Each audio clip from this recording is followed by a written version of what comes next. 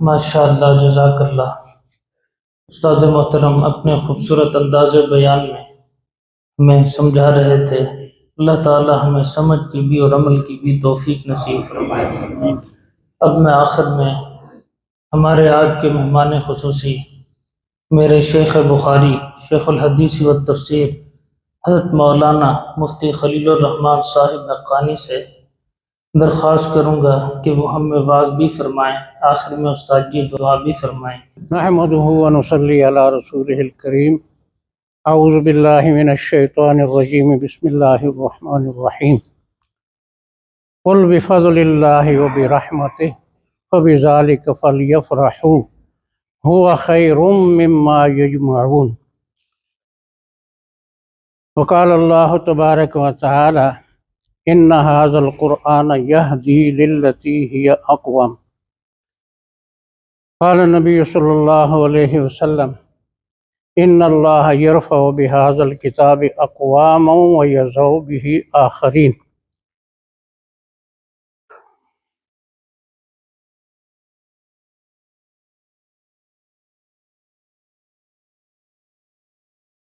از یکے آئی مسلمہ زندہ است پہ کرے ملت ز قرآن زندہ است ما ہما خاک و دل آگاہ اوست اعتصامش کن کہ حبل اللہ اوست۔ یہاں پر جو ہر سال پورا قرآن کریم فجر کی نماز میں مکمل ہوتا ہے، پہلے بھی حاضری کا موقع اللہ تعالیٰ نے دیا،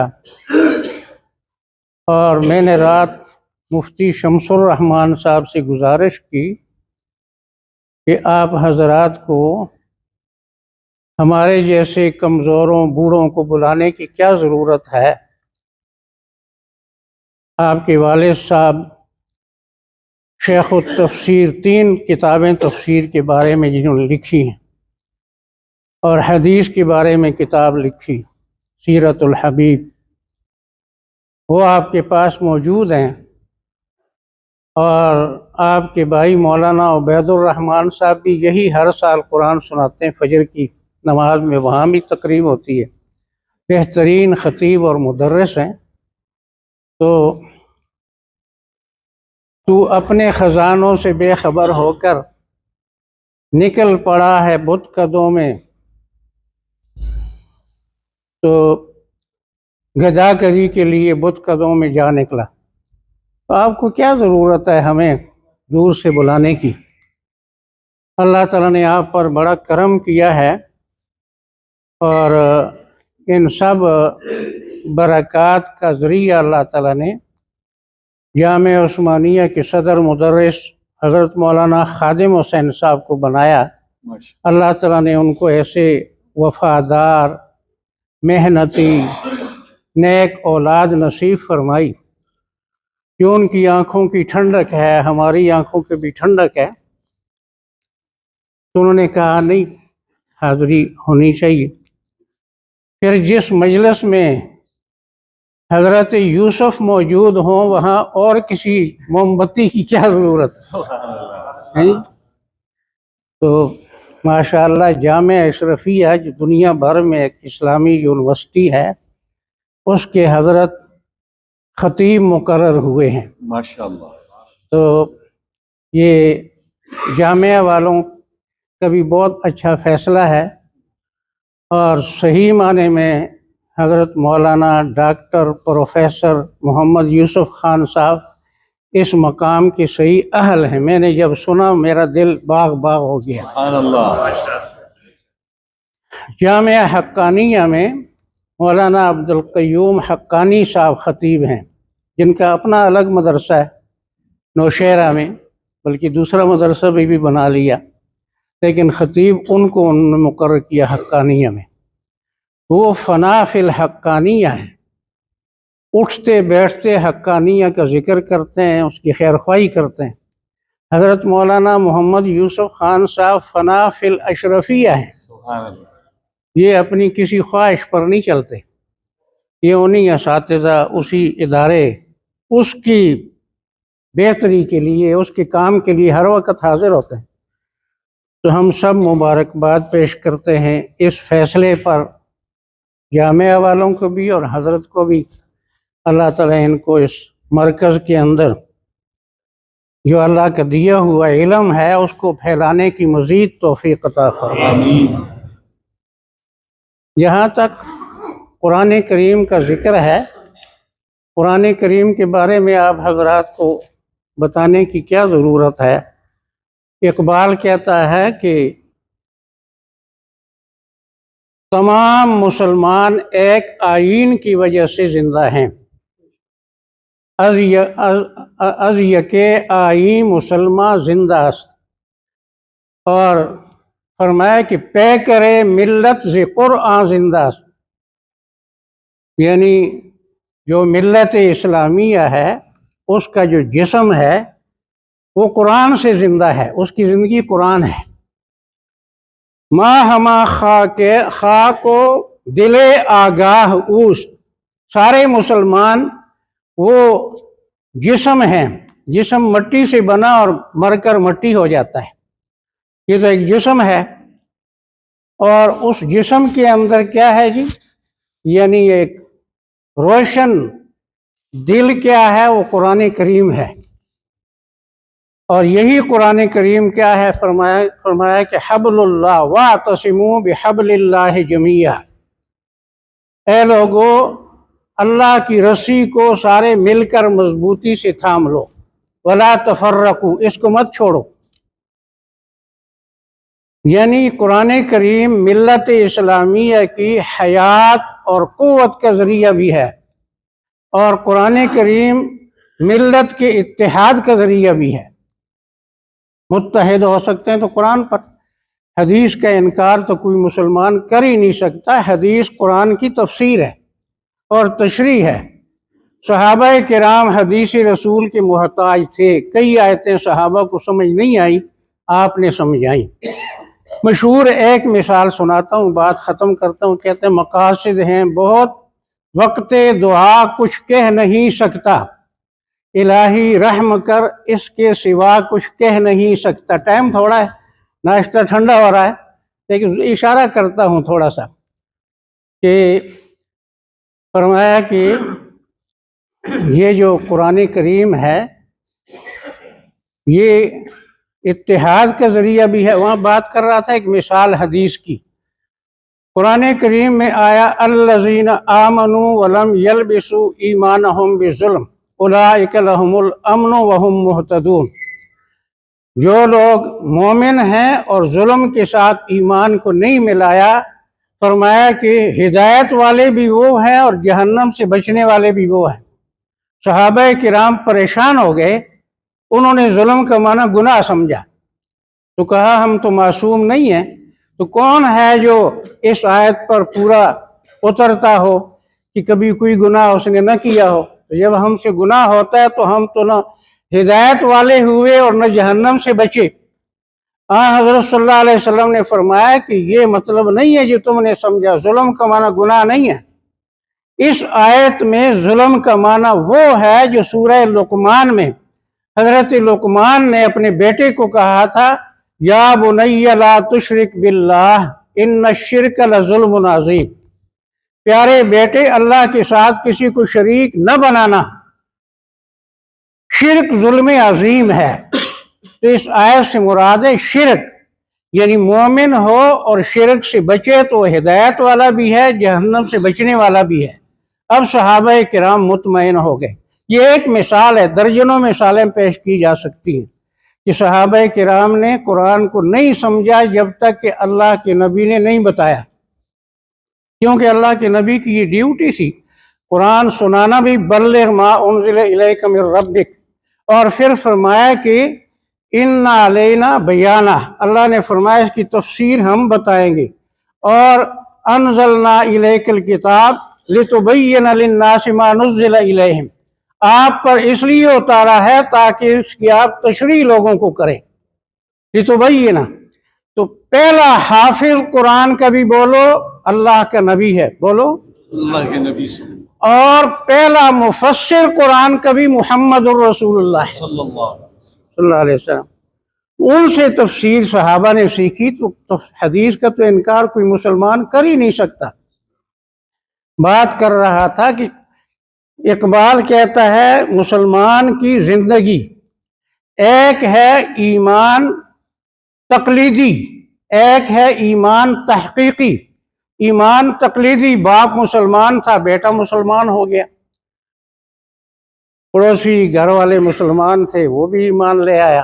یہ بھی معتبر ہے، یہ بھی ٹھیک ہے. لیکن مطلوب ایمان تحقیقی ہے کہ غور و فکر کر کے دلائل میں اس سے پھر آدمی یقین بنائے.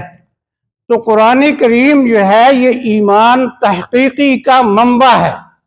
اس میں تحقیق کریں گے افلا یتدبرون القرآن ام علی قلوب اقفالها، تو ایمان کیا ہوگا؟ تازہ ہوگا. اور اتحاد بھی مسلمانوں کا قرآن کے ذریعے ہے. جو مسلمان، چونکہ فرمایا کہ وہ زمانے میں معزز تھے مسلمان ہو کر، ہم خوار ہوئے تارے کے قرآن ہو کر. 15 مہینے تک حماس والوں کو، مجاہدین کو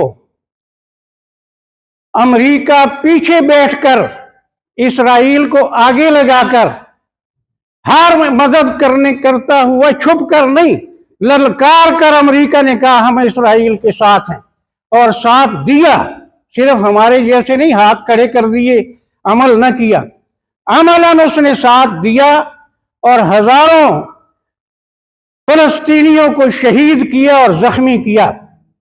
اور پھر بظاہر جنگ بند کرا کر اب اس نے کہہ دیا کہ غزہ کو خالی کرو، اس پر امریکہ قبضہ کرے گا، ہم اس کو آباد اپنے لیے کریں گے. اسرائیلی فوج ہٹ جائے گی اور امریکی فوج آئے گی، امریکی وہاں ہوں گے. کیوں؟ وعدہ غلبہ ہے مومن کے لیے قرآن میں، تو اگر غالب نہیں کچھ کسر ہے ایمان میں. تو قرآن کو ہم نے چھوڑا ہوا ہے بحیثیت مجموعی 57 اسلامی ممالک، لاکھوں کی فوجیں ان کے پاس ہیں اور تیل کی دولت ان کے پاس ہے، رقمیں ان کے پاس ہیں. پوری دنیا کو چھوڑو، صرف پاکستان کو دیکھو، پاکستان میں کون سی نعمت نہیں ہے؟ تیل یہاں سے نکلتا ہے، سونا یہاں سے نکلتا ہے، اور سمندر کا ساحل اس کو ملا ہوا ہے، ہر قسم کا موسم اس کو ملا ہوا ہے. اگر یہاں کرپشن، بددیانتی اور خیانت نہ ہو، پاکستان کو کسی کے قرضے کی ضرورت نہیں اور کسی کی محتاجی کی ضرورت نہیں. تو یہ کرپشن، بے ایمانی کہاں سے آئی؟ قرآن چھوڑنے سے آئی. اگر قرآن کو ہم سینے سے لگا لیں تو پھر وہ زمانے میں معزز تھے مسلمان ہو کر. یورپ کی وادیوں میں گونجی اذاں ہماری، تھمتا نہ تھا کسی سے سیل رواں ہمارا. جدھر مسلمان متوجہ ہوتے تھے، سمندر بھی، دریا بھی، دشت تو دشت رہے، دریا بھی نہ چھوڑے ہم نے، بحر ظلمات میں دوڑا دیے گھوڑے ہم نے. حضرت سعد بن ابی وقاص نے کہا دریا کو بہنے کا حکم ہے، ہمیں جہاد کا حکم ہے، اس کے اندر گھوڑے ڈالو. کوئی گھوڑا ڈوبا نہیں، کوئی مسلمان ڈوبا نہیں، بلکہ ان کو دیکھ کر وہ آتش پرست ایرانی وہ شور مچا کر بھاگنے لگے، دیو آمدن، دیو آمدن. یہ تو جن ہے، انسان نہیں ہے، یہ تو پانی میں بھی بہتے نہیں ہیں، ڈوبتے نہیں ہیں. تو یہ سب کیا تھا؟ قرآن تھا. فرمایا کہ رہزنا از حفظ او رہبر شدن، از کتاب صاحب دفتر شدن. جو ڈاکو تھے رہنما بن گئے. یہ تو فارسی تھی، اردو میں بھی کہا اس نے، جو نہ تھے خود راہ پر اوروں کے ہادی بن گئے. کیا نظر تھی جس نے مردوں کو مسیحا کر دیا. تو یہ قرآن کریم جو ہے، ایک کتاب پڑھ کر انہوں نے گورنریاں کی، خلافتیں کی، اور انہوں نے دنیا کو فتح کیا. اور آج ہم جو ہیں چھٹی مناتے ہیں. چھٹی منا کر کشمیر کب آزاد ہوا؟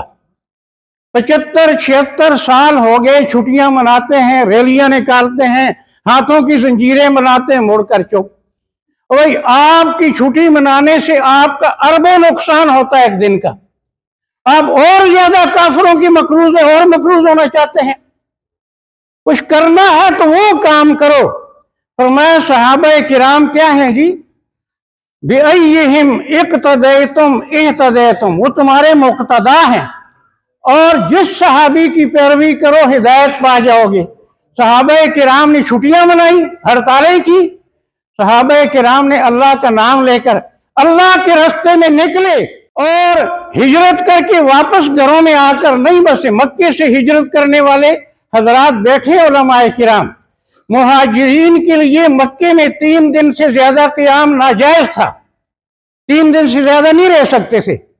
हिजरत हकीकी वो है। और नुसरत मदीने वालों ने जो की, अब्दुर्रहमान इब्न औफ को उनके भाई ने कहा 2 बीवियां हैं, जो तुझे पसंद है मैं तलाक देता हूं, आप निकाह कर लें, और 2 बाग हैं, जो बाग पसंद है उसको ले लो। हिजरत ये है, नुसरत ये है। हिजरत नुसरत को बदनाम मत करो। हिजरत और नुसरत तो उन्होंने लेकर निकले, हथियार लेकर निकले, अल्लाह का नाम लेकर निकले और अल्लाह की रजा के लिए। मशहूर बात है, हजरत अली ने काफिर को नीचे गिराया, उसने मुंह पर थूक दिया, छोड़ दिया। तो उसने कहा ये क्या बात है, तुझे तो और गुस्सा आना चाहिए था। कहा नहीं, पहले अल्लाह की रजा के लिए, दीन के गलबे के लिए तुझे मार रहा था, अब मुझे जाती गुस्सा आ गया, तूने मेरे मुंह पर थूका, अब तुझे कत्ल करना कोई सवाब नहीं। तो इस बात से वो मुसलमान हो गया, कलमा पढ़ लिया। तो लंबी बात नहीं करता, ये तो इतनी प्यारी मीठी बातें हैं। तो फरमाया कि सूरह यूनुस में आयत नंबर 57-58 में 5 सिफात हैं कुरान करीम की, जाकर घर में देखें। मौइज़तुम मिर रब्बिकुम व शिफाउल लिमा फिस सुदूर व हुदन व रहमतुल लिल मुमिनीन बिफज़लिल्लाह। ये 5 सिफतें कुरान करीम की 2 आयतों में हैं। फरमाया कि ये रब का वाज है। मैं एक दिन आ रहा था एक देहात से वापस, तो एक मस्जिद में किसी ने मुझे पहचान लिया, नाम नहीं लेता, मस्जिद सड़क के ऊपर है। तो कहा जी हमने गश्त किया है, आप बयान कर दें। तो मैंने एक आयत का तर्जुमा सुना दिया। मैंने कहा मुझे 6 नंबर तो तरतीब से नहीं याद, मैं अल्लाह का वाज तुम्हें सुनाता हूँ। एक आयत का तर्जुमा उनको सुना दिया। तो ये अल्लाह का वाज है। मौइज़तुम मिर रब्बिकुम, वाज का माना किसी गलत काम करने वाले को उस गलत काम के नतीजे से आगाह करके रोकना, यानी बदअमली से रोकने वाली चीज। मौइज़तुम मिर रब्बिकुम व शिफाउल लिमा फिस सुदूर, और ये सीनों की बीमारियों का इलाज है, शिफा है। सीनों में बीमारियां होती हैं, हसद होता है, हिरस होता है, माल की मोहब्बत होती है। आज मुसलमान के अंदर जो सबसे बड़ी कमजोरी है, माल का इश्क है, माल की मोहब्बत है। फरमाया कि हुब्बुद दुनिया रअसु कुल्ली खतिया, हर गुनाह की जड़ दुनिया की मोहब्बत है।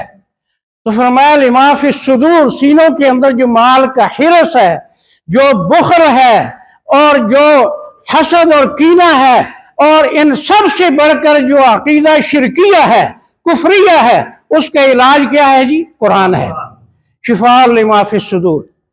और जैसे कैंसर 3 दर्जे पर पहुंच जाए तो ला इलाज हो जाता है, ऐसा ही शिरक जो है बगैर तौबा के इसका कोई इलाज नहीं। ये ला इलाज रूहानी मर्ज है। और फरमाया कि मन युशरिक बिल्लाहि फकअन्नमा खर्र मिनस समा, जो मुशरिक है ऐसा है जैसे आसमान से गिरा हुआ, उसकी मौत यकीनी है, मुशरिक की हलाकत भी यकीनी है। इन्नल्लाह ला यग़फ़िरु अन युशरक बिही, अल्लाह ताला शिरक वाले जुर्म को माफ यग़फ़िरु मा दून ज़ालिका लिमन यशा।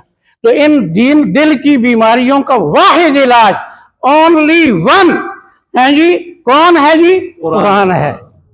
और फरमाया कि वह हुदन, ये बेहतरीन हादी है, रहनुमा है। मुग़वी तो मिलेंगे तुम्हें शैतान से बढ़कर, हादी न मिलेगा कोई कुरान से बेहतर। सबसे बड़ा हादी हुदन लिल मुत्तकीन, हुदन हादी है, रहनुमा है।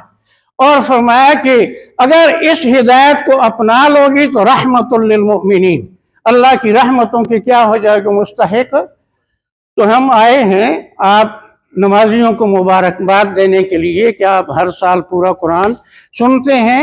अल्लाह करे कि आप इस कुरान को जो सुनते हैं तो समझें भी।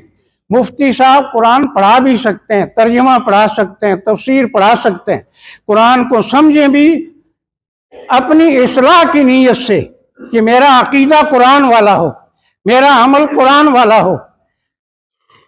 बातें बहुत हैं, दिल खुल जाता है। अब बूढ़ा आदमी हूँ, खड़ा हूँ, मैं थका हुआ भी नहीं हूँ आपके शौक को देखकर, लेकिन नाश्ता ठंडा होता है। इन हजरात को ज़्यादा इंतज़ार नहीं करानी। अल्लाह ताला इन हज़रत मौलाना खादिम हुसैन साहब के साहबजादों जैसे सब की औलाद को हाफिज और आलिम और मुत्तकी और माँ बाप का वफादार बना दे, आमीन। वाखिर दावाना अनिल हम्दुलिल्लाह।